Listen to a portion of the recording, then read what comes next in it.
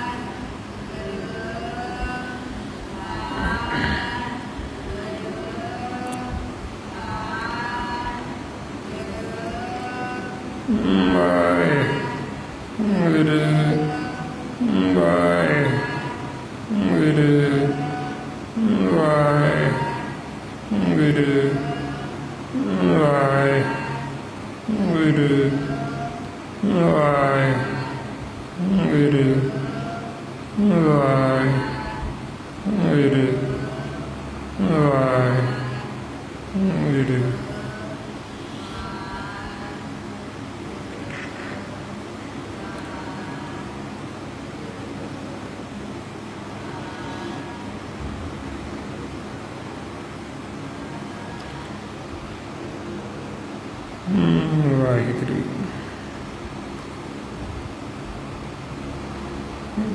गुरु जी की साजी नवाजी गुरु रूप गुरु प्यारी साध संगत जी वाहिगुरु जी का खालसा वाहिगुरु जी की फतेह।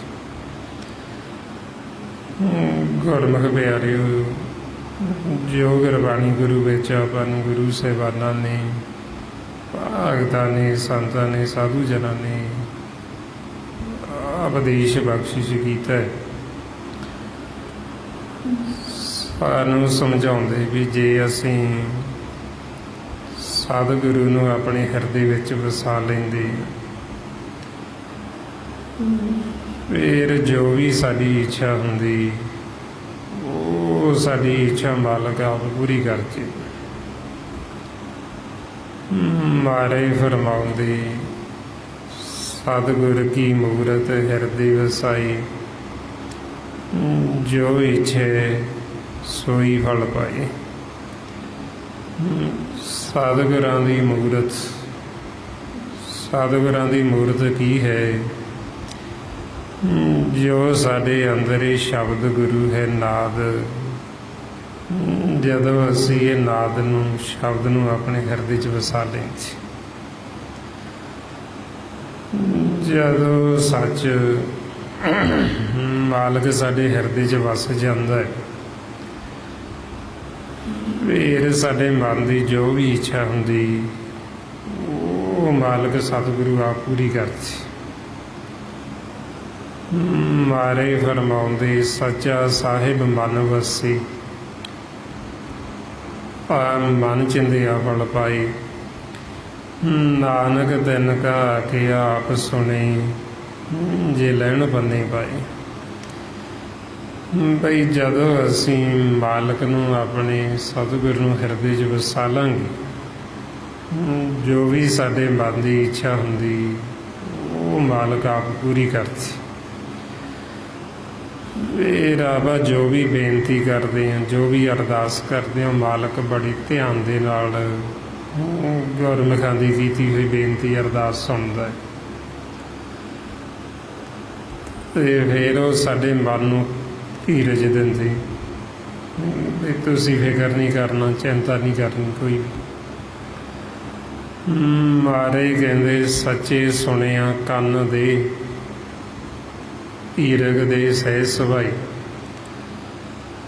ਬਈ ਜੋ ਵੀ ਫਿਰ ਗੁਰਮੁਖਾਂ ਦੀ ਅਰਦਾਸ ਹੁੰਦੀ, ਬੇਨਤੀ, ਉਹ ਉਹਨਾਂ ਦੀ ਕੀਤੀ ਹੋਈ ਅਰਦਾਸ ਬੇਨਤੀ ਉਹ ਵਿਅਰਥ ਨਹੀਂ ਜਾਂਦੀ। ਉਹ ਉਦੋਂ ਆਪਣਾ ਜਿਹੜਾ ਮਨ ਹੈ ਇਹ ਫਿਰ ਜਨ ਬਣ ਜਾਂਦਾ, ਉਦੋਂ ਇਹਨੂੰ ਕਹਿੰਦੇ ਹਰ ਜਨ।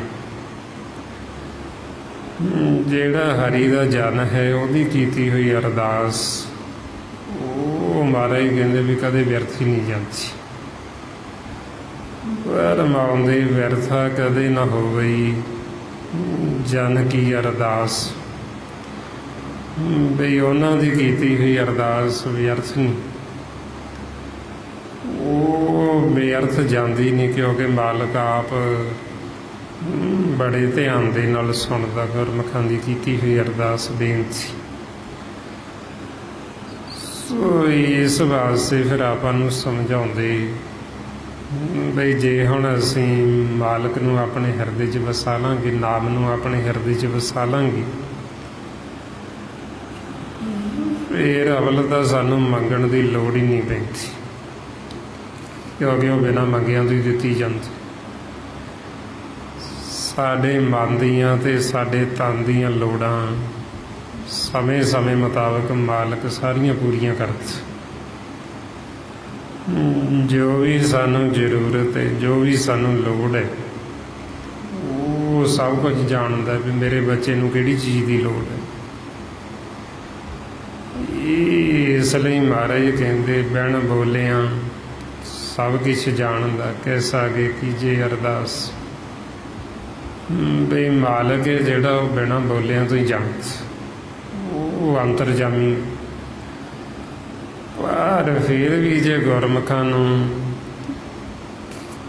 ਕੋਈ ਉਹਨਾਂ ਦੀ ਇੱਛਾ ਹੁੰਦੀ ਤੇ ਉਹ ਮਾਲਕ ਤੋਂ ਮੰਗ ਵੀ ਲੈਂਦੇ। ਜਿਵੇਂ ਭਗਤਾਂ ਨੇ ਆਖਿਆ ਬਈ ਜੇ ਤੂੰ ਆਪ ਨਹੀਂ ਦਵੇਂਗਾ ਤੇ ਅਸੀਂ ਤੇ ਤੋਂ ਮੰਗ ਲਾਂਗੇ। ਮਹਾਰਾਜ ਕਹਿੰਦੇ ਮਾਧੋ ਕੈਸੇ ਬਣੇ ਤੁਮ ਸੰਗੀ, ਆਪ ਨਾ ਦੇਖੋ ਤਾਂ ਲੇਹੂ ਮੰਗੀ। ਬਈ ਜਿਵੇਂ ਮਾਤਾ ਪਿਤਾ ਤੋਂ ਬੱਚਾ ਮੰਗਦਾ ਇਸੇ ਤਰ੍ਹਾਂ ਹੀ ਵੀ ਤੂੰ ਸਾਡਾ ਮਾਤਾ ਪਿਤਾ ਹੈ, ਅਸੀਂ ਤੇਰੇ ਬੱਚੇ ਹਾਂ ਤੇ ਤੇ ਤੋਂ ਹੀ ਮੰਗਣਾ। ਪਰ ਮੰਗਣ 'ਚ ਅੰਤਰ ਹੈ। ਮੰਗਦੇ ਗੁਰਮੁਖ ਵੀ ਨੇ, ਮੰਗਦੇ ਭਗਤ ਵੀ ਨੇ, ਤੇ ਮੰਗਦਾ ਮਨਮੁਖ ਵੀ। ਹੁਣ ਮਨਮੁਖ ਦਾ ਜਿਹੜਾ ਮੰਗਣਾ ਉਹ ਇਸ ਤਰ੍ਹਾਂ ਵੀ ਉਹ ਘਰ ਤੱਕ ਗਿਆ ਨਹੀਂ ਹੈ, ਨਾ ਉਹ ਮਾਲਕ ਦੇ ਸਨਮੁਖ ਹੋਏ, ਉਹ ਸਿਰਫ ਮੰਗੀ ਜਾਂਦਾ ਹੈ। ਤੇ ਮਹਾਰਾਜ ਕਹਿੰਦੇ ਵੀ ਤੁਸੀਂ ਘਰ ਤਾਂ ਆਵੋ ਪਹਿਲਾਂ ਆਪਣੇ। ਜਿਹੜੇ ਗੁਰਮੁਖ ਨੇ ਉਹ ਘਰ ਜਾਂਦੇ ਨੇ, ਘਰ ਜਾ ਕੇ ਉਹ ਮਾਲਕ ਦੇ ਨਾਲ ਮਿਲਾਪ ਕਰਦੇ, ਮਾਲਕ ਦੇ ਸਨਮੁਖ ਹੁੰਦੇ, ਫਿਰ ਸਨਮੁਖ ਹੋ ਕੇ ਮੰਗਦੇ। ਜਿਹੜਾ ਮਨਮੁਖ ਹੈ ਉਹ ਸਨਮੁਖ ਤਾਂ ਹੁੰਦਾ ਨਹੀਂ, ਉਹ ਤਾਂ ਬੇਮੁਖ। ਬੇਮੁਖ ਹੋਇਆ ਉਹ ਹਰ ਸਮੇਂ ਮੰਗੀ ਜਾਂਦਾ। ਤੇ ਜਿਹੜੇ ਗੁਰਮੁਖ ਨੇ ਉਹ ਘਰ ਜਾਂਦੇ ਮਾਲਕ ਦੇ ਸਨਮੁਖ ਹੋ ਕੇ ਮੰਗਦੇ। ਇਸ ਕਰਕੇ ਦੋਵਾਂ ਦੇ ਮੰਗਣ 'ਚ ਫਰਕ ਹੈ, ਅੰਤਰ। ਮੰਗਦਾ ਮਨਮੁਖ ਵੀ ਹੈ ਤੇ ਮੰਗਦੇ ਗੁਰਮੁਖ ਵੀ ਨੇ। ਹੁਣ ਦਾਤਾ ਇੱਕੋ ਹੀ ਹੈ, ਸਾਰੇ ਉਹਦੇ ਘਰ ਦੇ ਭਿਖਾਰੀ ਨੇ, ਉਹਦੇ ਦਰ ਦੇ। ਮਹਾਰਾਜ ਕਹਿੰਦੇ ਸਭ ਜਾਚਕ ਤੂੰ ਇੱਕੋ ਦਾਤਾ, ਮੰਗੇ ਹੱਥ ਪਸਾਰੀ। ਬਈ ਸਾਰੇ ਤੇ ਤੋਂ ਹੀ ਮੰਗਦੇ ਤੇ ਤੁਝੋਂ ਸਭ ਨੂੰ ਦੇਣ ਵਾਲਾ ਦਾਤਾ ਹੈ। ਆਪਾਂ ਨੂੰ ਫਿਰ ਕਹਿੰਦੇ ਵੀ ਮੰਗਣ 'ਚ ਇਹ ਫਰਕ ਹੈ ਵੀ ਇੱਕ ਤਾਂ ਹੈ ਘਰ ਜਾ ਕੇ ਮੰਗਣਾ, ਮਾਲਕ ਦੇ ਸਨਮੁਖ ਹੋ ਕੇ ਮੰਗਣਾ, ਤੇ ਇੱਕ ਹੈ ਵੀ ਮਾਲਕ ਦੇ ਸਨਮੁਖ ਨਹੀਂ ਹੋਏ, ਉਹ ਤੋਂ ਬੇਮੁਖ ਨੇ ਤੇ ਲੋਭ ਵਸ ਹੋ ਕੇ ਮੰਗਦੇ। ਜਿੰਨੀ ਸਾਨੂੰ ਲੋੜ ਹੈ ਉਹਨਾਂ ਦਾ ਸਾਨੂੰ ਉਹ ਦਿੱਤੀ ਜਾਂਦਾ, ਬਿਨਾਂ ਮੰਗਿਆਂ ਤੋਂ ਹੀ ਦਿੱਤੀ ਜਾਂਦਾ। ਜਦੋਂ ਜੀਵ ਲੋਭੀ ਹੋ ਜਾਂਦਾ, ਲੋਭ ਵਸ ਹੋ ਕੇ ਫਿਰ ਉਹ ਮੰਗਦਾ। ਫਿਰ ਇਹਨੂੰ ਕਹਿੰਦੇ ਵੀ ਜਦੋਂ ਇਹ ਲੋਭ ਵਸ ਹੋ ਕੇ ਮੰਗਦਾ ਵੀ ਜੋ ਤੂੰ ਮੰਗ ਰਹੇ ਇਹ ਤੇਰੇ ਵਾਸਤੇ ਬੈਠ ਹੈ, ਤੇਰੇ ਲਈ ਜ਼ਹਿਰ ਹੈ, ਇਹ ਜ਼ਹਿਰ ਬੈਠ ਨੇ ਤੇਰੇ ਨਾਲ ਨਹੀਂ ਜਾਣਾ, ਤੇਰੀ ਸੁੱਧ ਬਹੁਤ ਪਹਿਲਾਂ ਹੀ ਮਾਰੀ ਹੋਈ ਹੈ ਤੇ ਹੋਰ ਮਰ ਜੇਗੀ। ਜੋ ਨਾਮ ਹੈ ਜਿਹਨੇ ਤੇਰੀ ਸਾਰ ਲੈਣੀ ਔਖੇ ਸਮੇਂ ਵਿੱਚ, ਉਹ ਨਾਮ ਦੇ ਨਾਲ ਜੁੜ, ਨਾਮ ਦੀ ਕਮਾਈ ਕਰ, ਕਿਉਂਕਿ ਨਾਮ ਤੋਂ ਬਿਨਾਂ ਇਹ ਸਭ ਵਿਖ ਜ਼ਹਿਰ ਤੇਰੇ ਨਾਲ ਨਹੀਂ ਜਾਣਾ। ਮਾਰੇ ਫਰਮਾਉਂਦੇ ਸਾਥ ਨ ਚਾਲੇ ਬਿਨ ਭਜਨ, ਵਿਖਿਆ ਸਗਲੀ ਸ਼ਾਰ, ਹਰ ਹਰ ਨਾਮ ਕਮਾਵਣਾ ਨਾਨਕ ਇਹੋ ਧਨਸਾਰ। ਸੋ ਜਿਵੇਂ ਹੁਣ ਮਨਮੁਖ ਕਹਿੰਦਾ ਵੀ ਭਗਤਾਂ ਨੇ ਵੀ ਤਾਂ ਮੰਗਿਆ ਹੀ ਹੈ ਜੀ, ਉਹ ਉਹਨਾਂ ਨੇ ਮੰਗਿਆ ਤੇ ਉਹ ਘਰ ਜਾ ਕੇ ਉਹਨਾਂ ਨੇ ਫਿਰ ਮੰਗਿਆ, ਮਾਲਕ ਨਾਲ ਮਿਲਾਪ ਕਰਕੇ ਫਿਰ ਮੰਗੀ। ਤੇ ਉਹਨਾਂ ਦੇ ਮੰਗਣ ਦੇ ਵਿੱਚ ਵੀ ਲੋਭ ਨਹੀਂ ਹੈ, ਕਿਉਂਕਿ ਜਿੰਨੀ ਕੁ ਲੋੜ ਹੈ ਗੁਜ਼ਾਰੇ ਜੋਗਾ ਉਹਨਾਂ ਨੇ ਉਹਨਾਂ ਮੰਗੀ। ਜਿਵੇਂ ਬਾਬਾ ਕਬੀਰ ਜੀ ਕਹਿੰਦੇ ਬਈ ਸਾਨੂੰ ਇੰਨਾ ਕੁ ਬਈ ਇਹ ਦਾਲ ਚਾਹੀਦੀ ਹੈ, ਘਿਓ ਚਾਹੀਦਾ ਹੈ, ਨੂਣ ਚਾਹੀਦਾ ਹੈ, ਇੱਕ ਚਾਰਪਾਈ ਚਾਹੀਦੀ ਹੈ, ਬਿਸਤਰਾ ਚਾਹੀਦਾ, ਤਲਾਈ ਚਾਹੀਦੀ ਹੈ। ਬਈ ਉਹਨਾਂ ਦੀਆਂ ਜਿਹੜੀਆਂ ਮੰਗਾਂ ਸਿਰਫ ਇਹ ਜਿੰਨੀ ਕੁ ਤਨ ਦੀ ਲੋੜ ਹੈ। ਤੇ ਉਹ ਕਹਿੰਦੇ ਵੀ ਅਸੀਂ ਮੰਗਿਆ ਜ਼ਰੂਰ ਹੈ ਪਰ ਅਸੀਂ ਲੋਭ ਨਹੀਂ ਕੀਤਾ, ਆਪਦਾ ਸਾਨੂੰ ਤੇਰਾ ਨਾਮ ਹੀ, ਪਰ ਇਹ ਤਾਂ ਵੀ ਤਨ ਦੀਆਂ ਇੰਨੀਆਂ ਕੁ ਲੋੜਾਂ ਨੇ, ਜੇ ਲੋੜਾਂ ਪੂਰੀਆਂ ਹੁੰਦੀਆਂ ਰਹਿਣ ਤੇ ਅਸੀਂ ਤੇਰੀ ਭਗਤੀ ਕਰਦੇ ਰਹੀਏ। ਮਹਾਰਾਜ ਇਸ ਲਈ ਕਹਿੰਦੇ ਮੈਂ ਨਾਹੀ ਕੀਤਾ ਲੱਭੋ, ਇੱਕ ਨਾਮ ਤੇਰਾ ਮੈਂ ਭਾਬੋ। ਬਈ ਜਿਹੜੇ ਭਗਤ ਉਹਨਾਂ ਨੇ ਲੋਭ ਨਹੀਂ ਕੀਤਾ, ਲੋਭ ਵਸ ਹੋ ਕੇ ਨਹੀਂ ਮੰਗਿਆ, ਜਿੰਨੀ ਕੁ ਲੋੜ ਸੀ ਉਸ ਮੁਤਾਬਕ ਮੰਗੀ। ਹੁਣ ਮਨਮੁਖ ਹੈ ਜਿਹੜਾ, ਉਹਦੇ ਮੰਗਣ ਦੇ ਵਿੱਚ ਲੋਭ ਹੈ, ਕਿਉਂਕਿ ਜਿੰਨੀ ਉਹਨੂੰ ਲੋੜ ਹੈ ਉਹਨਾਂ ਤਾਂ ਦਿੱਤਾ ਹੀ ਹੋਇਆ, ਮਾਲਕ ਨੇ ਉਹ ਤੋਂ ਵੱਧ ਦਿੱਤਾ ਹੋਇਆ। ਫਿਰ ਵੀ ਜੀਵ ਲੋਭ ਵਸ ਹੋ ਕੇ ਹੋਰ ਮੰਗੀ ਜਾਂਦਾ। ਤੇ ਇਸ ਵਾਸਤੇ ਫਿਰ ਸਤਿਗੁਰੂ ਕਹਿੰਦੇ ਬਈ ਇਹ ਵਿਖ ਜ਼ਹਿਰ ਹੈ, ਇਹਨੇ ਤੁਹਾਡੇ ਨਾਲ ਨਹੀਂ ਜਾਣਾ ਜੋ ਤੁਸੀਂ ਮੰਗ ਰਹੇ ਹੋ। ਸੋ ਇਸ ਵਾਸਤੇ ਫਿਰ ਇਹ ਸਾਡਾ ਮੰਗਿਆ ਹੋਇਆ ਸਤਿਗੁਰੂ ਨੂੰ ਭਾਉਂਦਾ ਨਹੀਂ, ਮਾਲਕ ਨੂੰ ਭਾਉਂਦਾ ਨਹੀਂ। ਬਈ ਜਿਹਨੂੰ ਜੀਵ ਸੁੱਖ ਸਮਝ ਕੇ ਮੰਗਦਾ ਹੈ, ਬਈ ਜੇ ਮੇਰੇ ਕੋਲ ਆ ਧਨ ਆ ਜੇ ਤੇ ਮੈਂ ਸੁਖੀ ਹੋ ਜਾਵਾਂ, ਜੇ ਮੇਰੇ ਕੋਲ ਆ ਪਦਾਰਥ ਹੋ ਜਾਣ ਤੇ ਮੈਂ ਸੁਖੀ ਹੋ ਜਾਵਾਂ। ਪਰ ਇਹ ਬਹੁਤ ਵੱਡਾ ਭਰਮ ਹੈ, ਜੀਵ ਸੁਖੀ ਫੇਰ ਨਹੀਂ ਹੁੰਦਾ, ਕਿਉਂਕਿ ਮਨ ਨੇ ਤਾਂ ਫਿਰ ਦੁਖੀ ਰਹਿਣਾ, ਆਪਾਂ ਤਾਂ ਉਹੀਓ ਰਹਿਣਾ। ਮਹਾਰਾਜ ਇਸ ਲਈ ਕਹਿੰਦੇ ਸੁਖ ਮੰਗਤ ਦੁੱਖ ਆਗੇ ਆਵੇ, ਸੋ ਸੁਖ ਹਮੂ ਨਾ ਮੰਗਿਆ ਭਾਵੇ। ਸਤਿਗੁਰੂ ਕਹਿੰਦੇ ਵੀ ਜਿਹਨੂੰ ਜੀਵ ਸੁੱਖ ਸਮਝ ਕੇ ਮੰਗਦਾ ਹੈ ਤੇ ਅੱਗੇ ਆਉਂਦਾ ਦੁੱਖ ਹੈ, ਜਿਹਨੂੰ ਸੁੱਖ ਸਮਝ ਕੇ ਮੰਗਿਆ ਤੇ ਉਹੀਓ ਦੁੱਖ ਦਾ ਕਾਰਨ ਬਣ ਗਿਆ। ਸਤਿਗੁਰੂ ਕਹਿੰਦੇ ਵੀ ਉਹ ਜਿਹਾ ਜੀਵਾਂ ਦਾ ਮੰਗਿਆ ਹੋਇਆ ਸੁੱਖ ਸਾਨੂੰ ਭਾਉਂਦਾ ਨਹੀਂ, ਇਹ ਅੱਗੇ ਮੰਗਦੇ ਸੁੱਖ ਨੇ ਤੇ ਹੋਏ ਦੁਖੀ ਰਹੇ ਨੇ, ਹੈ ਦੁਖੀ ਨੇ। ਸੋ ਇਸ ਲਈ ਸਤਿਗੁਰੂ ਕਹਿੰਦੇ ਵੀ ਮੰਗਦੇ ਸਾਰੇ ਸੌਖੀ ਨੇ, ਕੋਈ ਦੁੱਖ ਨਹੀਂ ਮੰਗਦਾ। ਪਰ ਇਹ ਅਗਿਆਨਤਾ ਵਸ ਹੋ ਕੇ ਜੀਵ ਜਿਹਨੂੰ ਸੁੱਖ ਸਮਝ ਕੇ ਮੰਗਦਾ ਹੈ, ਅਸਲ ਦੇ ਵਿੱਚ ਦੁੱਖ ਹੀ ਮੰਗ ਰਿਹਾ। ਮਹਾਰਾਜ ਕਹਿੰਦੇ ਸੁਖ ਕੋ ਮੰਗੇ ਸਭ ਕੋਈ, ਦੁੱਖ ਨਾ ਮੰਗੇ ਕੋਈ। ਸੁਖੇ ਕੋ ਦੁੱਖ ਅਗਲਾ ਮਨ ਮੁਖ ਬੂਝ ਨਾ ਹੋਈ। ਸਤਿਗੁਰੂ ਕਹਿੰਦੇ ਵੀ ਮੰਗਦੇ ਤਾਂ ਸਾਰੇ ਸੁੱਖ ਨੇ। ਹੁਣ ਆਪਾਂ ਸੰਸਾਰ 'ਚ ਦੇਖਦੇ ਹਾਂ ਕੋਈ ਜੀਵ ਦੁੱਖ ਨਹੀਂ ਮੰਗਦਾ। ਜੀਵ ਜਿਹਨੂੰ ਵੀ ਮੰਨਦਾ ਇਸੇ ਵਾਸਤੇ ਮੰਨਦਾ ਵੀ ਮੈਂ ਸੁਖੀ ਰਵਾਂ। ਆਵਾ ਗੁਰੂ ਘਰ ਆਉਂਦੇ, ਗੁਰੂ ਘਰ ਆ ਕੇ ਇੱਥੇ ਜੀਵ ਸੁੱਖ ਮੰਗਦੇ। ਜੇ ਕੋਈ ਕਿਤੇ ਹੋਰ ਜਾਂਦਾ ਉੱਥੇ ਜਾ ਕੇ ਸੁੱਖ ਮੰਗਦਾ। ਹੁਣ ਇਹ ਮੰਗਦੇ ਸਾਰੇ ਸੁੱਖ ਨੇ ਤੇ ਹੈ ਇਹ ਸਾਰੇ ਦੁਖੀ ਨੇ। ਅੱਗੇ ਸਤਿਗੁਰੂ ਕਹਿੰਦੇ ਵੀ ਜਿਹਨੂੰ ਇਹ ਸੁੱਖ ਸਮਝ ਕੇ ਮੰਗਦੇ ਉਹੀ ਇਹਨਾਂ ਕੋਲ ਆ ਕੇ ਉਹ ਦੁੱਖ ਦਾ ਕਾਰਨ ਬਣ ਜਾਂਦਾ।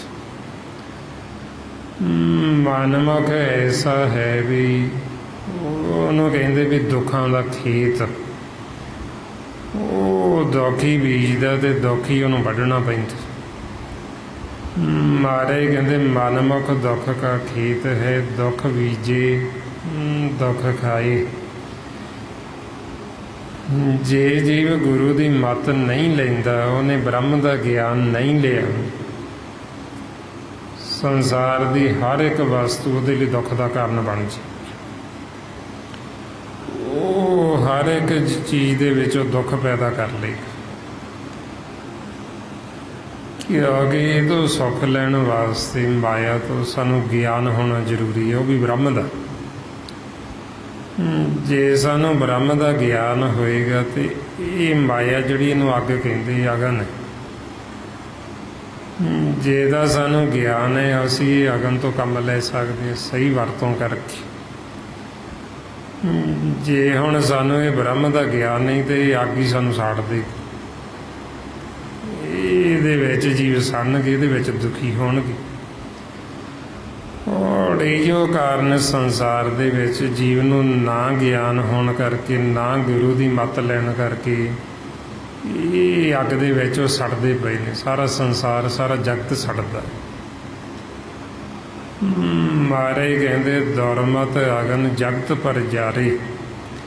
ਇਹ ਦੁਰਮਤ ਦੀ ਅਗਨ ਦੇ ਵਿੱਚ ਸਾਰਾ ਜਗਤ ਸੜ ਰਿਹਾ। ਮਾਇਆ ਦੇ ਵਿੱਚ ਸਾਰਾ ਜਗਤ ਸੜ ਰਿਹਾ। ਮਾਇਆ ਸਾੜੀ ਜਾਂਦੀ ਮਨਾਂ ਨੂੰ। ਹੁਣ ਇਹ ਤੋਂ ਅਸੀਂ ਬਚ ਤਾਂ ਸਕਦੇ ਜੇ ਸਾਨੂੰ ਗਿਆਨ ਹੋਏਗਾ।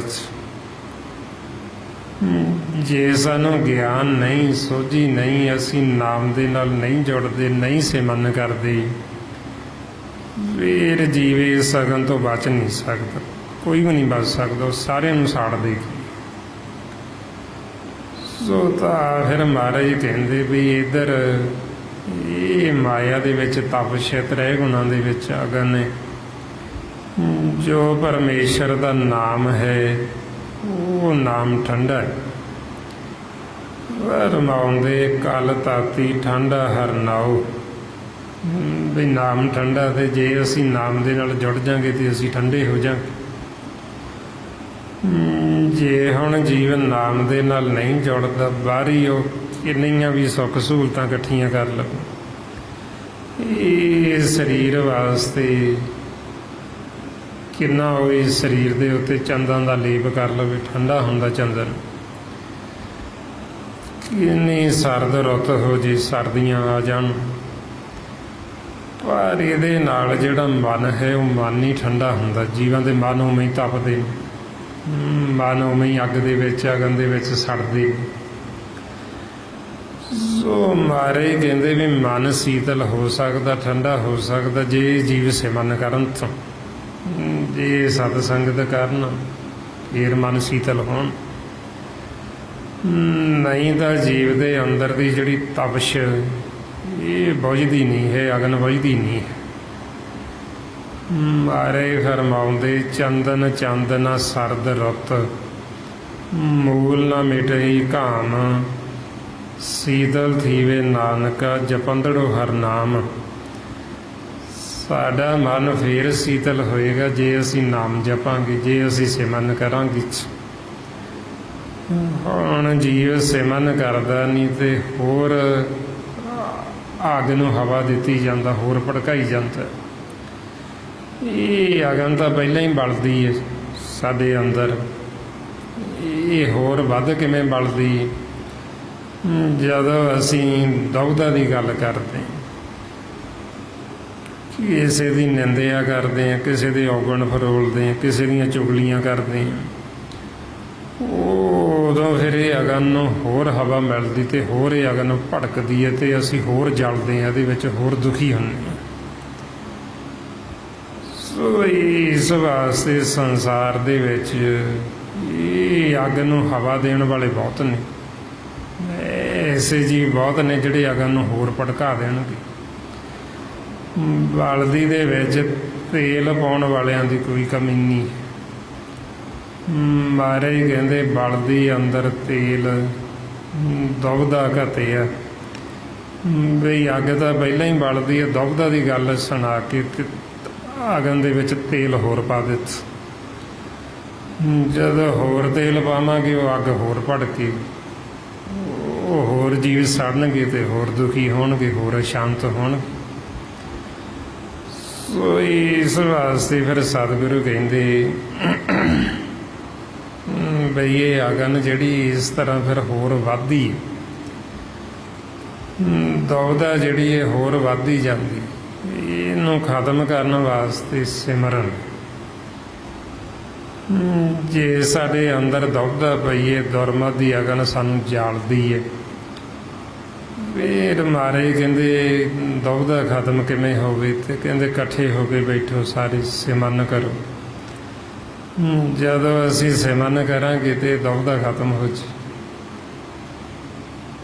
ਰਮਾਉਂਦੇ ਹੋਏ ਇਕੱਤਰ ਮਿਲੋ ਮੇਰੇ ਭਾਈ, ਦੁਗਧਾ ਦੂਰ ਕਰੋ ਲਿਵ ਲਾਈ, ਹਰ ਨਾਮੇ ਕੀ ਹੋਵੋ ਜੋੜੀ, ਗੁਰਮੁਖ ਬੈਸੋ ਸਫਾ ਵਿਛਾਈ। ਮਹਾਰਾਜ ਕਹਿੰਦੇ ਵੀ ਜੇ ਤੁਸੀਂ ਦੁਗਧਾ 'ਚ ਪੈ ਗਏ ਹੋ ਤੇ ਦੁਗਧਾ ਨੂੰ ਖਤਮ ਕਰਨਾ ਤੇ ਸਿਮਰਨ ਕਰਨਾ ਪੈਣਾ। ਜੇ ਹੁਣ ਅਸੀਂ ਆਖੀਏ ਵੀ ਸੰਸਾਰ ਦੀਆਂ ਗੱਲਾਂ ਕਰਕੇ, ਵੈਰ ਵਿਰੋਧ ਦੀ ਗੱਲ ਸੁਣ ਕੇ, ਦੁਗਧਾ ਦੀ ਗੱਲ ਸੁਣ ਕੇ ਬਈ ਸਾਡੇ ਅੰਦਰ ਇਹ ਜਿਹੜੀ ਅਗਨ ਇਹ ਘਟ ਜੇਗੀ, ਜਾਂ ਸਾਡੇ ਮਨ ਨੂੰ ਸ਼ਾਂਤੀ ਆਏਗੀ, ਵੀ ਇਹ ਤਾਂ ਆਉਣੀ ਨਹੀਂ, ਇਹ ਤਾਂ ਹੋਰ ਅਗਨ ਭੜਕੇਗੀ, ਇਹ ਤਾਂ ਹੋਰ ਵਧੇਗੀ। ਸੋ ਇਸ ਵਾਸਤੇ ਫਿਰ ਮਹਾਰਾਜ ਆਪਾਂ ਨੂੰ ਸਮਝਾਉਂਦੇ ਬਈ ਇਹ ਸਾਡੇ ਮਨ ਦਾ ਜਿਹੜਾ ਕਲਾ ਕਲੇਸ਼ ਇਹ ਖਤਮ ਕਰਨ ਵਾਸਤੇ ਸਿਮਰਨ ਹੈ, ਅਤੇ ਜਿਹੜਾ ਕਰੇਗਾ ਉਹ ਸੁਖੀ ਹੋ ਜਾਏਗਾ, ਉਹਦਾ ਮਨ ਸੀਤਲ ਹੋ ਜਾਏਗਾ, ਉਹਦਾ ਮਨ ਠੰਡਾ ਹੋ ਜਾਏਗਾ। ਆਈਓ ਆਪਾਂ ਨੂੰ ਰੋਜ਼ ਗੁਰੂ ਅਰਜਨ ਪਾਤਸ਼ਾਹ ਰਮਾਉਂਦੇ ਸਿਮਰੋ ਸਿਮਰ ਸਿਮਰ ਸੁਖ ਪਾਵੋ, ਕਾਲ ਕਲੇਸ਼ ਤਨ ਮਾਹੀ ਮਟਾਵੋ। ਇਹ ਤੁਸੀਂ ਸਿਮਰਨ ਕਰਕੇ ਕਾਲਾ ਕਲੇਸ਼ ਨੂੰ ਮਿਟਾ ਲਓ, ਜਿਹੜਾ ਕਰੇਗਾ ਉਹਦਾ ਮਿਟ ਜੇਗਾ। ਜੇ ਹੁਣ ਅਸੀਂ ਕਰਾਂਗੇ ਨਹੀਂ, ਇਹ ਗੱਲਾਂ ਬਾਤਾਂ ਨਾਲ ਤਾਂ ਕਾਲਾ ਕਲੇਸ਼ ਮਿਟਣ ਨਹੀਂ ਲੱਗਣਾ, ਫਿਰ ਇਹਨਾਂ ਗੱਲਾਂ ਦੇ ਨਾਲ ਇਹ ਹੋਰ ਵੱਧੇਗਾ। ਸੰਸਾਰ ਦੀਆਂ ਦੁਨਿਆਵੀ ਗੱਲਾਂ ਦੇ ਨਾਲ ਇਹ ਕਲੇਸ਼ ਖਤਮ ਨਹੀਂ ਹੁੰਦਾ, ਇਹ ਹੋਰ ਵੱਧਦਾ ਹੈ। ਸੋ ਇਸ ਵਾਸਤੇ ਫਿਰ ਆਪਾਂ ਨੂੰ ਸਤਿਗੁਰੂ ਇਹ ਸਾਡੇ ਜੀਵਨ ਦੀ ਜਾਚ ਸਿਖਾਉਂਦੇ ਨਾਲ ਨਾਲ ਬਈ ਕਿਵੇਂ ਅਸੀਂ ਸਿਮਰਨ ਕਰਦੇ ਹੋਏ ਸਾਡੇ ਮਨ ਨੇ ਸਹਿਜ ਵਿੱਚ ਰਹਿਣਾ। ਅਤੇ ਜੇ ਅਸੀਂ ਸਹਿਜ ਵਿੱਚ ਰਵਾਂਗੇ, ਅਸੀਂ ਆਪਦੇ ਘਰ ਰਵਾਂਗੇ ਤੇ ਅਗਨ ਸਾਨੂੰ ਸਾੜ ਨਹੀਂ ਸਕੀ। ਨਹੀਂ ਤਾਂ ਜੇ ਅਸੀਂ ਨਹੀਂ ਸਿਮਰਨ ਕਰਾਂਗੇ ਤੇ ਫਿਰ ਅਗਨ ਦੇ ਵਿੱਚ ਸੜਾਂਗੇ। ਫਿਰ ਇਸ ਸੰਸਾਰ ਦੇ ਵਿੱਚ ਲੜਾਈਆਂ ਝਗੜੇ ਵੈਰ ਵਿਰੋਧ ਫਿਰ ਗਾਂ ਦੀ ਗਾਂ ਅੱਗੇ ਦੀ ਅੱਗੇ ਹੋਰ ਵੱਧਦਾ ਜਾਂਦਾ। ਹੁਣ ਇਹ ਝਗੜਾ ਕਰਾਉਣ ਵਾਲੇ ਕੌਣ ਨੇ? ਸਾਡੇ ਅੰਦਰ ਹੀ ਬੈਠੇ ਕਾਮ ਕ੍ਰੋਧ ਲੋਭ ਹੰਕਾਰ, ਜਿਹੜੇ ਜੀਵਾਂ ਦੇ ਅੰਦਰ ਬੈਠੇ ਹੀ ਜੀਵਾਂ ਨੂੰ ਲੜਾਈ ਜਾਂਦੇ, ਵੈਰ ਵਿਰੋਧ ਅੰਦਰ ਪੈਦਾ ਕੀਤੀ ਜਾਂਦੀ। ਇਹ ਸਾਰਿਆਂ ਨੂੰ ਇਹ ਧੜਿਆਂ ਦੇ ਵਿੱਚ ਵੰਡ ਦਿੰਦੇ। ਇੱਕ ਪਰਿਵਾਰ ਤੋਂ ਲੈ ਕੇ ਸਾਰੇ ਸਮਾਜ ਦੇ ਵਿੱਚ ਇਹਨਾਂ ਨੇ ਧੜੇ ਬਣਾਏ ਹੋਏ। ਭਰਾ ਭਰਾ ਨੂੰ ਆਪਸ ਵਿੱਚ ਲੜਾ ਦਿੰਦੇ, ਪਿਓ ਪੁੱਤ ਲੜ ਪੈਂਦੇ, ਔਰਤ ਮਰਦ ਲੜ ਪੈਂਦੇ, ਆਂਢੀ ਗੁਆਂਢੀ ਉਹ ਲੜ ਪੈਂਦੇ ਆਪਸ ਵਿੱਚ। ਹੁਣ ਲੜਾਉਣ ਵਾਲੇ ਕੌਣ ਨੇ? ਪੰਜ ਜਿਹੜੇ ਅੰਦਰ ਬੈਠੇ। ਹੁਣ ਇਹਨਾਂ ਦਾ ਜੀਵ ਨੂੰ ਭੇਦ ਨਹੀਂ ਹੈ। ਕਿਉਂ ਨਹੀਂ ਭੇਦ? ਕਿਉਂਕਿ ਜੀਵ ਸੰਗਤ ਨਹੀਂ ਕਰਦੇ। ਨਾ ਸਤ ਸੰਗਤ ਕਰਨ ਕਰਕੇ ਇਹ ਭੇਦ ਨਹੀਂ ਵੀ ਆਮਦਾਰੀ ਬੈਠੇ, ਬੈਰ ਵਿਰੋਧ ਪੈਦਾ ਕਰਨ ਵਾਲੇ ਤੇ ਧੜਿਆਂ 'ਚ ਵੰਡਣ ਵਾਲੇ। ਮਾਰੇ ਫਰਮਾਉਂਦੇ ਕਲ ਯੁਗ ਮੇ ਧੜੇ ਪੰਜ ਚੋਰ ਝਗੜਾਏ, ਕਾਮ ਕ੍ਰੋਧ ਲੋਭ ਮੋਹ ਅਭਿਮਾਨ ਵਧਾਏ। ਇਹ ਪੰਜ ਬੈਠੇ ਅੰਦਰ ਹੀ ਇਹ ਤਮਾਸ਼ਾ ਕਰਦੇ, ਇਹੋ ਲੜ ਪੈਂਦੇ, ਫਿਰ ਇਹੋ ਵਿੱਚ ਪੈ ਜਾਂਦੇ ਵੀ ਆ ਜਾਓ ਤੁਹਾਡਾ ਰਾਜੀਨਾਮਾ ਕਰਾਉਂਦੇ, ਆ ਜਾਓ ਤੁਹਾਡਾ ਬੈਠ ਕੇ ਸਲਾਹ ਮਸ਼ਵਰਾ ਕਰਦੇ। ਜਾਣੀ ਦੀ ਸਾਰਾ ਖੇਲ ਇਹਨਾਂ ਪੰਜਾਂ ਦਾ, ਲੜਨ ਵਾਲੇ ਵੀ ਇਹੋ, ਛਡਾਉਣ ਵਾਲੇ ਵੀ ਇਹੋ ਹੀ, ਤੇ ਗਾਂ ਸਾਰਾ ਇਹਨਾਂ ਦਾ ਹੀ ਫਿਰ ਚੱਲਦਾ ਹੈ। ਜਦੋਂ ਮਨ ਸੁੱਤਾ ਹੁੰਦਾ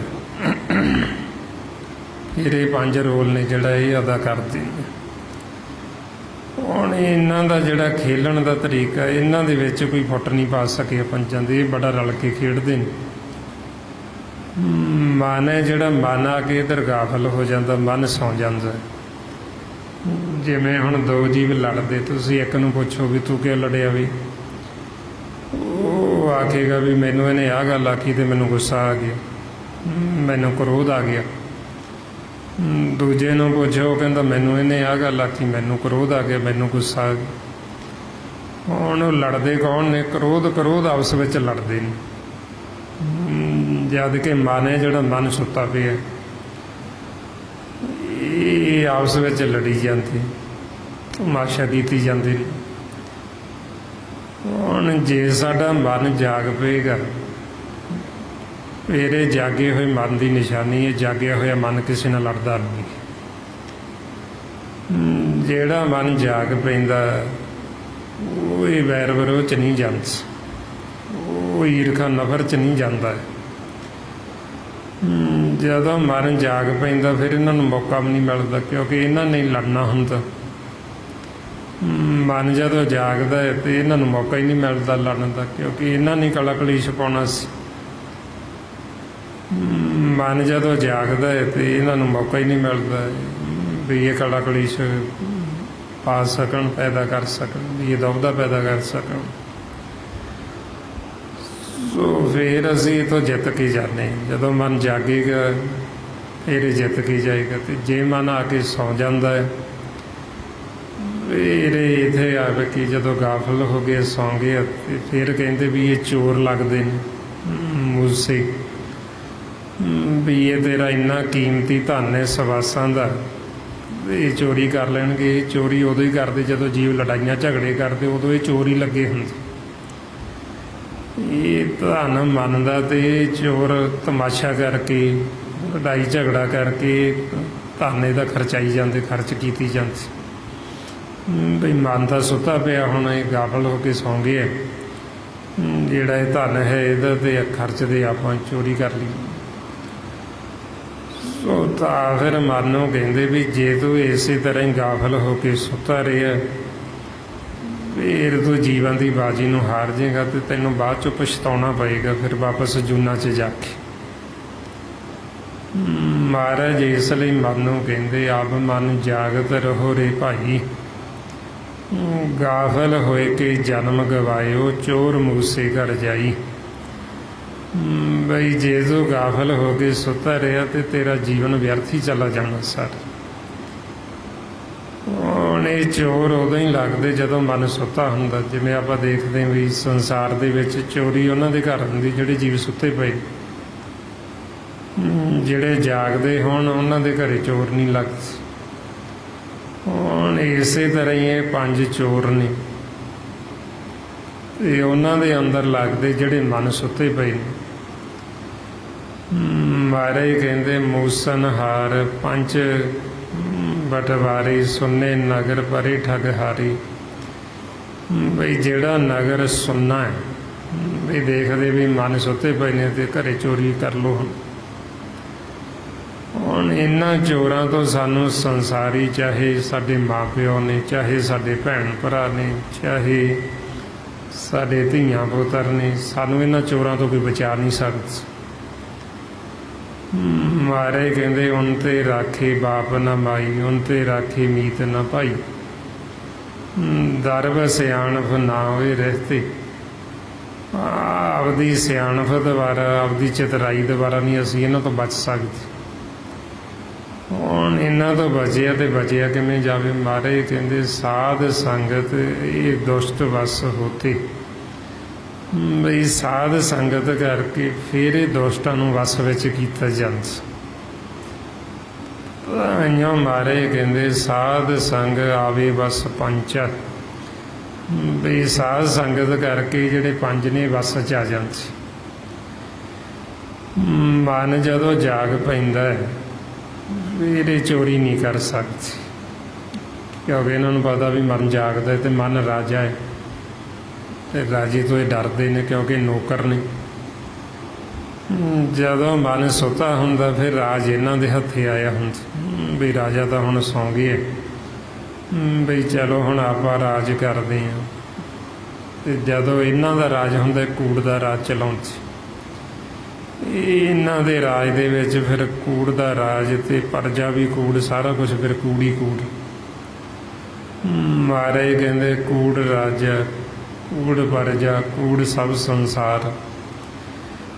ਬਈ ਜਦੋਂ ਇਹਨਾਂ ਦਾ ਰਾਜ ਚੱਲਦਾ ਉਦੋਂ ਕਿ ਕਹਿੰਦੇ ਬਈ ਕੂੜ ਦਾ ਰਾਜ।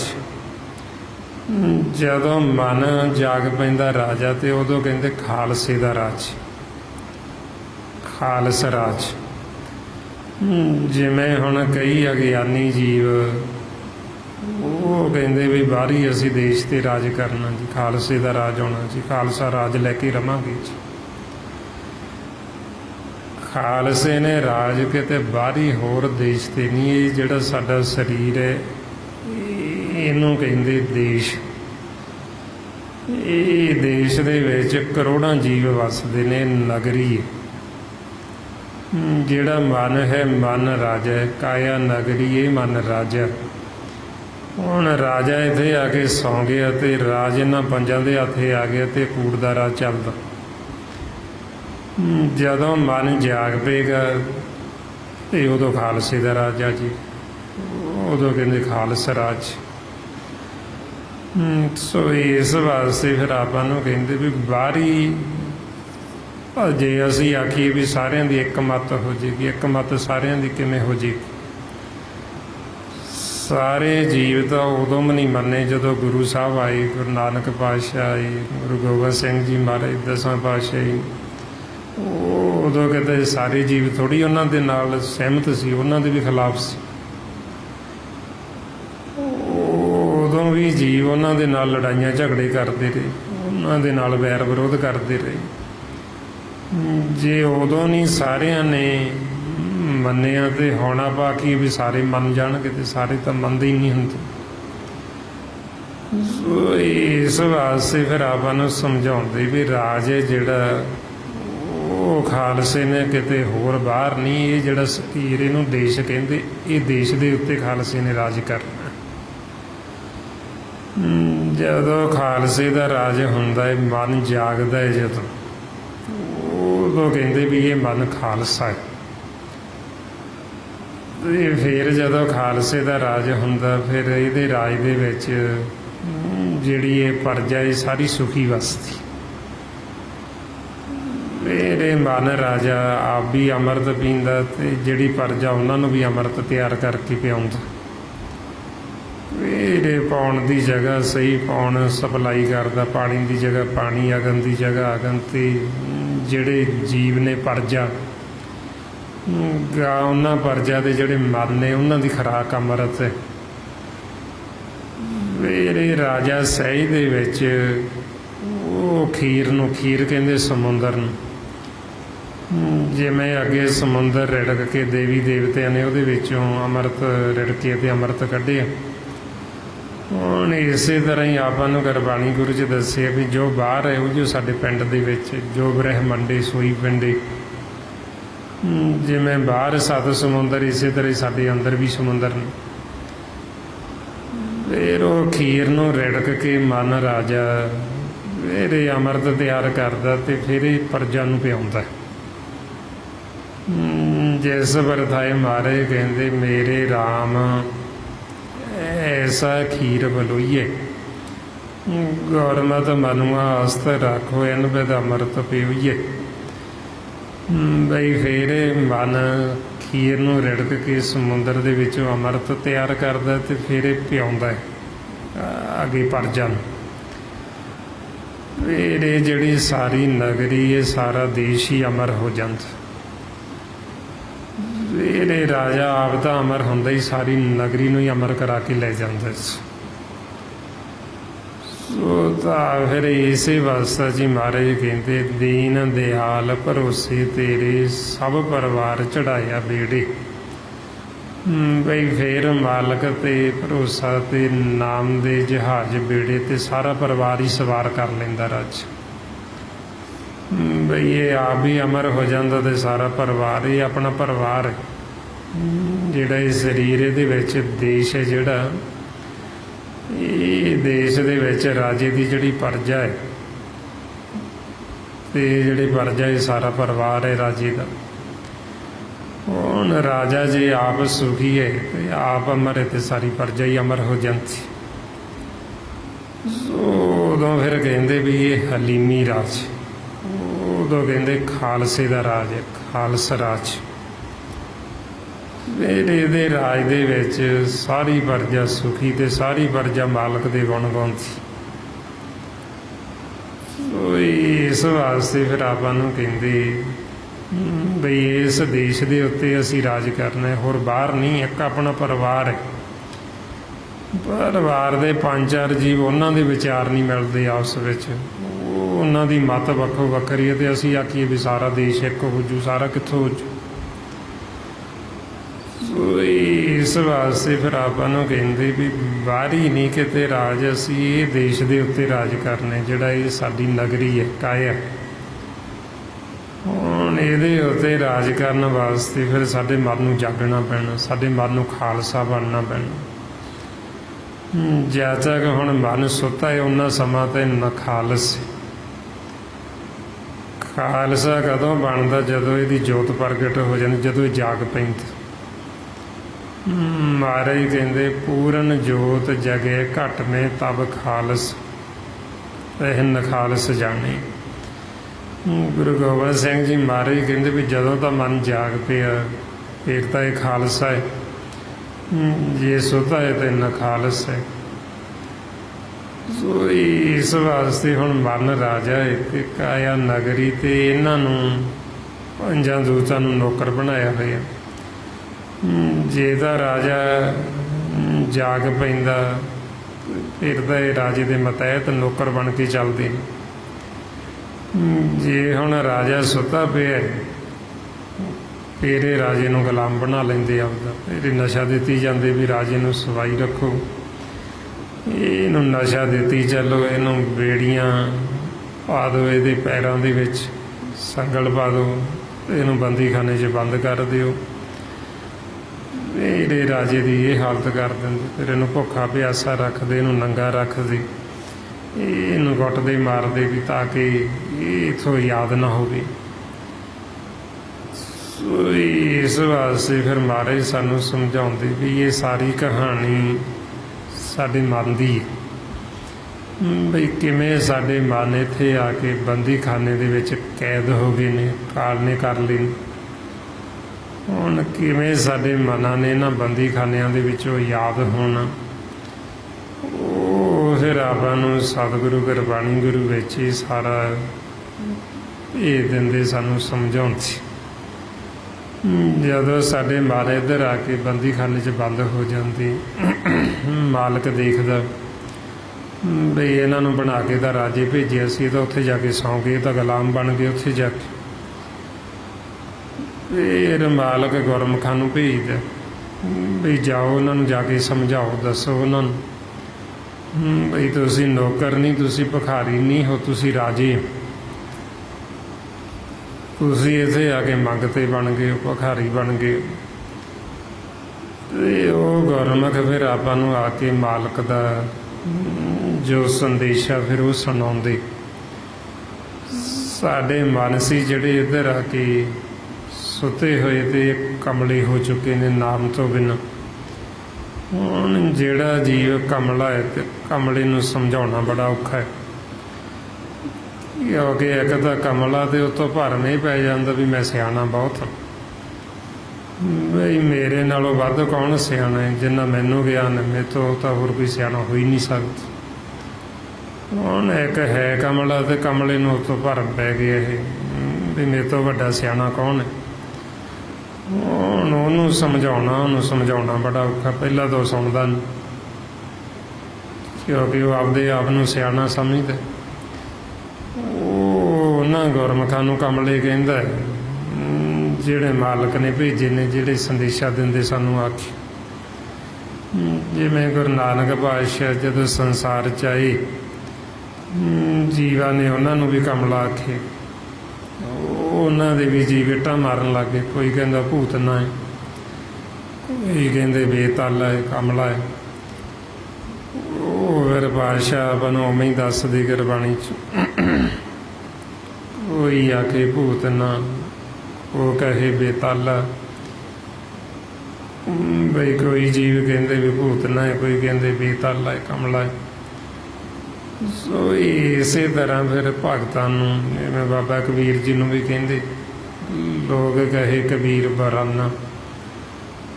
ਬਈ ਕਬੀਰ ਨੂੰ ਕਹਿੰਦੇ ਵੀ ਕਬੀਰ ਦਾ ਕਮਲਾ ਹੈ, ਇਹ ਤਾਂ ਬੌਰਾ ਹੈ ਜੀ। ਹੁਣ ਕਮਲੇ ਆਪ ਹੋਏ ਤੇ ਕਹਿੰਦੇ ਉਹਨਾਂ ਗੁਰਮੁਖਾਂ ਨੂੰ ਕਮਲੇ, ਜਿਹੜੇ ਮਾਲਕ ਦੀ ਬੰਦਗੀ ਕਰਦੇ, ਜਿਹੜੇ ਇੱਕ ਨੂੰ ਧਿਆਨ ਸੀ। ਸੋ ਐਸੇ ਜੀਵਾਂ ਨੂੰ ਫਿਰ ਜੇ ਆਪਾਂ ਆਖੀਏ ਵੀ ਸਮਝਾਉਣਾ, ਤੇ ਇਹਨਾਂ ਨੂੰ ਸਮਝਾਉਣਾ ਬੜਾ ਔਖਾ। ਉਹ ਸਮਝਦੇ ਨਹੀਂ, ਉਹ ਸੁਣਦੇ ਹੀ ਨਹੀਂ ਪਹਿਲਾਂ। ਸੋ ਇਸ ਵਾਸਤੇ ਫਿਰ ਮਹਾਰਾਜ ਕਹਿੰਦੇ ਵੀ ਹੌਲੀ ਹੌਲੀ ਗੁਰਮੁਖ ਫਿਰ ਵੀ ਦੱਸੀ ਜਾਂਦੇ, ਤੇ ਫਿਰ ਕੁਝ ਨਾ ਕੁਝ ਜੀਵਾਂ ਨੂੰ ਹੌਲੀ ਹੌਲੀ ਸਮਝ ਲੱਗਣ ਲੱਗਦੀ। ਫਿਰ ਜਦੋਂ ਜੀਵਾਂ ਨੂੰ ਸਮਝ ਲੱਗਦੀ ਤੇ ਫਿਰ ਉਹ ਦੱਸਦੇ ਵੀ ਹੁਣ ਸਿਮਰਨ ਕਰੋ, ਸਿਮਰਨ ਕਰਕੇ ਇੱਥੋਂ ਬੰਦੀਖਾਨੇ 'ਚੋਂ ਯਾਦ ਹੋਣਾ, ਇੱਥੋਂ ਬਾਹਰ ਨਿਕਲੋ।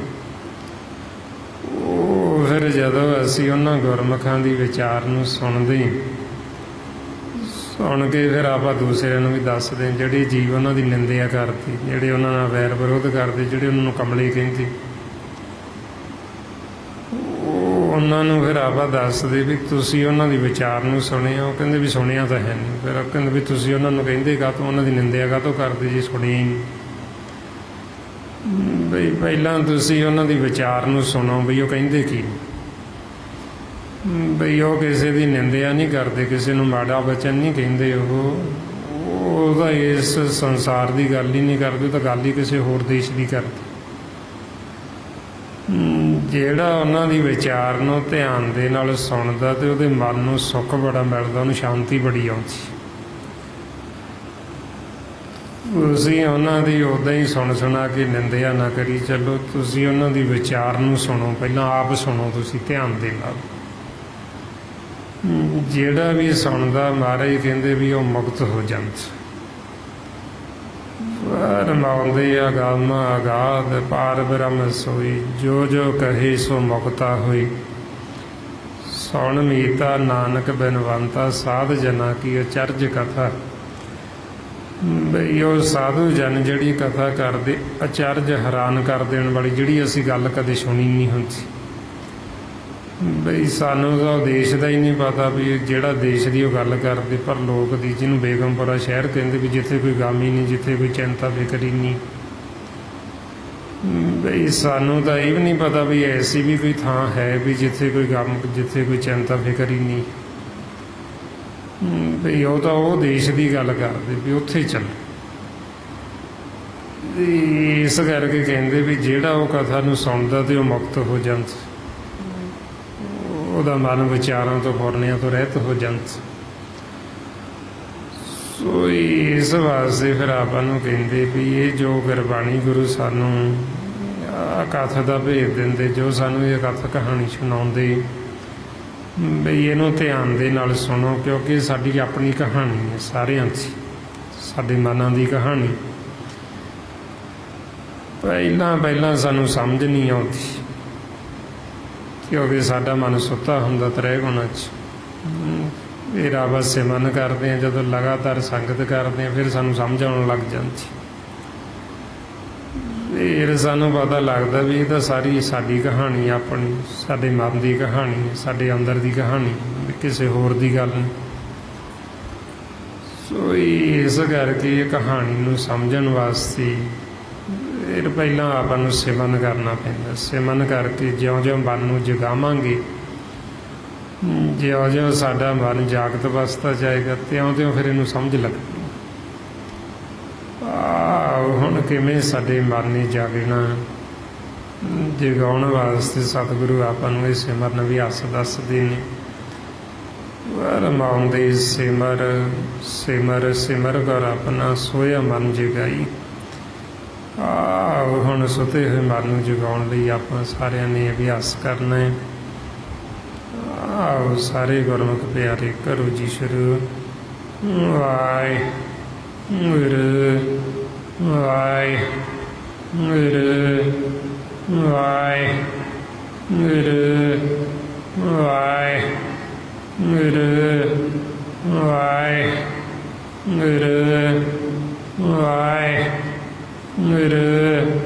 ਵਾਹਿਗੁਰੂ ਵਾਹਿਗੁਰੂ ਵਾਹਿਗੁਰੂ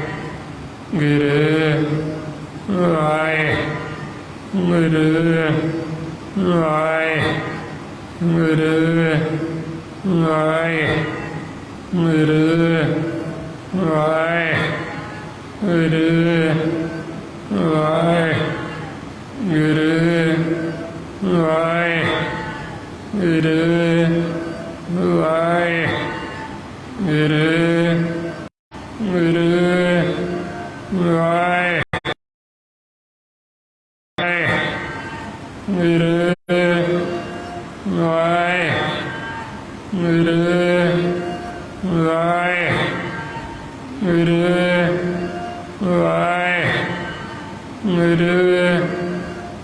ਵਾਹਿਗੁਰੂ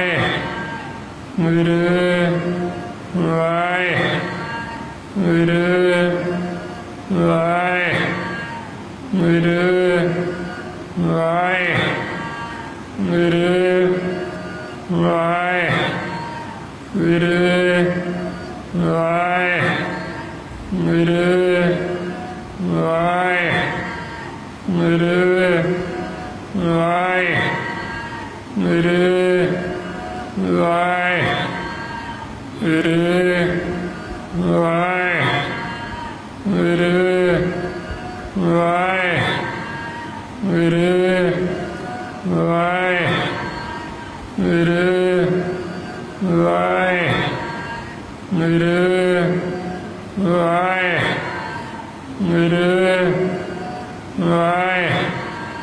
ਵਾਹਿਗੁਰੂ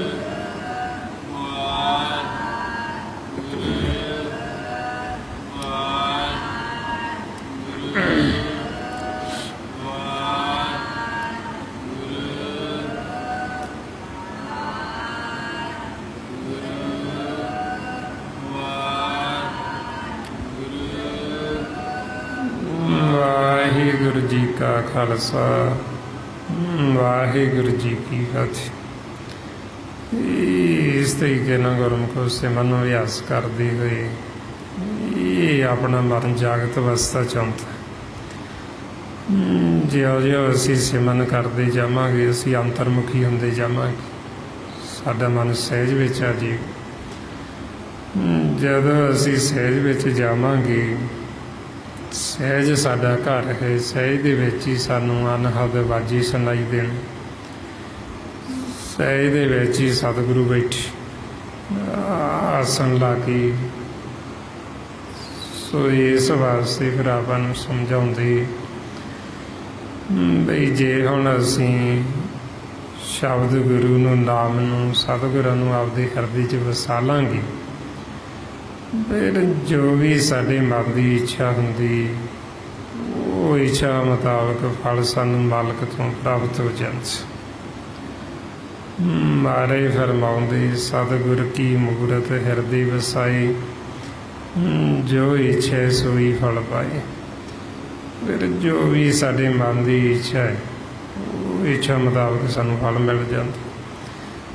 ਫਿਰ ਇਸ ਵਾਸਤੇ ਸਾਡੀ ਹੋਰ ਤਾਂ ਕੋਈ ਇੱਛਾ ਰਹਿੰਦੀ ਨਹੀਂ, ਮਾਲਕ ਨੂੰ ਮਿਲਣ ਤੋਂ ਬਿਨਾਂ ਇਹ ਨਾਮ ਦੀ ਸਾਡੀ ਇੱਛਾ ਹੁੰਦੀ। ਉਹ ਫਿਰ ਆਪਣੀ ਇੱਛਾ ਮਾਲਕ ਸਹਿ ਸੁਭਾਈ ਪੂਰੀ ਕਰ ਦਿੰਦੀ। ਸੋ ਇਸ ਵਾਸਤੇ ਹੁਣ ਆਪਾਂ ਕੋਸ਼ਿਸ਼ ਕਰਨੀ ਬਾਚੋ ਬਾਦੀ ਆਪਸ ਸਿਮਰਨ ਕਰਨ, ਸੁਤੇ ਹੋਏ ਮਨ ਨੂੰ ਜਗਾਉਣ ਵਾਸਤੇ, ਤਾਂ ਕਿ ਸਾਡਾ ਮਨ ਜਾਗੇ ਤੇ ਰਾਜਾ ਹੈ ਤੇ ਆਪਦਾ ਰਾਜ ਸੰਭਾਲੇ।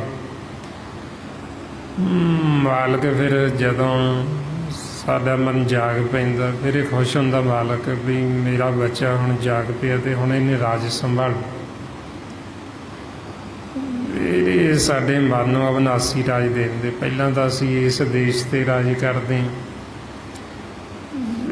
ਫਿਰ ਮਾਲਕ ਨੂੰ ਜਦੋਂ ਸਾਡੇ 'ਤੇ ਪ੍ਰਤੀਤ ਆ ਜਾਂਦੀ, ਭਰੋਸਾ ਆ ਜਾਂਦਾ, ਫਿਰ ਮਾਲਕ ਕਹਿੰਦਾ ਵੀ ਜਿੱਥੇ ਮੇਰਾ ਰਾਜ ਹੈ ਉੱਥੇ ਮੇਰੇ ਬੱਚੇ ਦਾ ਵੀ ਰਾਜ, ਜੋ ਮੇਰਾ ਹੈ ਉਹ ਸਾਰਾ ਕੁਛ ਤੇਰਾ ਹੈ। ਫਿਰ ਮਾਲਕ ਸਾਨੂੰ ਅਵਿਨਾਸੀ ਰਾਜ ਦੇ ਦਿੰਦਾ। ਤੇ ਉਹ ਰਾਜ ਦੇ ਕੇ ਫਿਰ ਇਹ ਨਹੀਂ ਵੀ ਜਿਵੇਂ ਇੱਕ ਤਾਂ ਸੰਸਾਰੀ ਹੈ, ਰਾਜ ਦੇ ਕੇ ਵਾਪਸ ਵੀ ਲੈ ਲੈਂਦੇ ਜੀ, ਇਹਦਾ ਨਾਸਬਾਨ ਹੈ ਸਾਰਾ ਕੁਛ, ਇਹ ਤਾਂ ਬਦਲਦਾ ਰਹਿੰਦਾ ਇੱਥੇ ਸੰਸਾਰ ਦੇ ਵਿੱਚ। ਮਾਲਕ ਸਾਨੂੰ ਰਾਜ ਦੇ ਕੇ ਉਹ ਫਿਰ ਵਾਪਸ ਨਹੀਂ ਲੈਂਦਾ, ਉਹ ਸਗੋਂ ਤੇ ਖੁਸ਼ ਹੁੰਦਾ ਵੀ ਮੇਰੇ ਬੱਚੇ ਨੇ ਰਾਜ ਸੰਭਾਲ। ਫਿਰ ਉਦੋਂ ਕਹਿੰਦੇ ਵੀ ਹੁਣ ਖਾਲਸੇ ਦਾ ਰਾਜ ਹੈ ਤੇ ਹੁਣ ਹਲੀਮੀ ਰਾਜ ਹੋ ਰਹੀ ਹੈ। ਸੋ ਇਸ ਵਾਸਤੇ ਹੁਣ ਆਪਾਂ ਕੋਸ਼ਿਸ਼ ਕਰਨੀ ਵੱਧ ਤੋਂ ਵੱਧ ਸਿਮਰਨ ਕਰਨਾ, ਮਨ ਨੂੰ ਜਗਾਉਣ ਵਾਸਤੇ, ਗੁਰਬਾਣੀ ਗੁਰੂ ਨੂੰ ਪੜ੍ਹਨਾ, ਵਿਚਾਰਨਾ ਨਾਲ ਨਾਲ, ਤਾਂ ਕਿ ਸਾਡੇ ਮਨ ਨੂੰ ਸਮਝ ਲੱਗੇ। ਅਤੇ ਵੱਧ ਤੋਂ ਵੱਧ ਆਪਾਂ ਸਤ ਸੰਗਤ ਕਰਨੀ ਹੁੰਦੀ। ਇਹ ਜੋ ਗੁਰਬਾਣੀ ਗੁਰੂ ਦੁਆਰਾ ਸਾਰਾ ਆਪਾਂ ਨੂੰ ਗਿਆਨ ਬਖਸ਼ਿਸ਼ ਕੀਤਾ ਮਹਾਂਪੁਰਖਾਂ ਨੇ, ਭਾਈ ਸਾਹਿਬ ਭਾਈ ਸੇਵਾ ਸਿੰਘ ਜੀ ਧਰਮਵਾਲਾ, ਬਈ ਸਾਡੇ ਸਾਰਿਆਂ ਦੇ ਜੀਵਨ ਦਾ ਜੋ ਅਸਲ ਮਕਸਦ ਹੈ ਉਹ ਇਹੋ ਹੈ ਵੀ ਪਰਮਾਤਮਾ ਨਿਰੰਕਾਰ ਨੂੰ ਆਪਾਂ ਮਿਲਣਾ ਤੇ ਸਦਾ ਵਾਸਤੇ ਜੀਵਨ ਮੁਕਤ ਹੋਣਾ, ਸਦਾ ਲਈ ਅਮਰ ਹੋਣਾ। ਇਹੋ ਸਾਡੇ ਸਾਰਿਆਂ ਦੇ ਜੀਵਨ ਦਾ ਮਨੋਰਥ ਹੈ ਤੇ ਪੂਰਾ ਵੀ ਉਦੋਂ ਹੀ ਹੁੰਦਾ ਜਦੋਂ ਅਸੀਂ ਮਾਲਕ ਨੂੰ ਮਿਲ ਲੈਂਦੇ। ਤਾਂਹੀਓ ਆਪਾਂ ਨੂੰ ਰੋਜ਼ ਗੁਰੂ ਅਮਰਦਾਸ ਜੀ ਫਰਮਾਉਂਦੇ, ਆਨੰਦ ਸੁਣੋ ਬੜ ਭਾਗੀਓ, ਸਗਲ ਮਨੋਰਥ ਪੂਰੇ, ਭਾਰ ਬ੍ਰਹਮ ਪਾਇਆ ਉਤਰੇ ਸਗਲ ਵਸੂਰੇ। ਹੁਣ ਉਹ ਕਹਿੰਦੇ ਸਾਡੇ ਜੀਵਨ ਦਾ ਮਨੋਰਥ ਪੂਰਾ ਹੋ ਗਿਆ, ਭਾਰ ਬ੍ਰਹਮ ਨੂੰ ਪਾ ਲਿਆ, ਤੇ ਹੁਣ ਆਪਾਂ ਨੂੰ ਕਹਿੰਦੇ ਵੀ ਤੁਸੀਂ ਵੀ ਆਪਦੇ ਜੀਵਨ ਦਾ ਮਨੋਰਥ ਪੂਰਾ ਕਰੋ। ਸੋ ਇੰਨੀਆਂ ਬੇਨਤੀਆਂ, ਇੰਨੇ ਵਿਚਾਰ ਕਰਦਿਆਂ ਹੋਇਆਂ, ਜੇ ਕੋਈ ਐਸਾ ਸ਼ਬਦ ਬੋਲਿਆ ਗਿਆ ਹੋਵੇ ਸੰਗਤ ਅਤੇ ਸਤਿਗੁਰੂ ਬਖਸ਼ਣ ਯੋਗ ਨੇ, ਬਖਸ਼ ਲੈਣਾ ਹੈ ਜੀ। ਵਾਹਿਗੁਰੂ ਜੀ ਕਾ ਖਾਲਸਾ, ਵਾਹਿਗੁਰੂ ਜੀ ਕੀ ਫਤਿਹ। ਵਾਹਿਗੁਰੂ ਵਾਹਿਗੁਰੂ।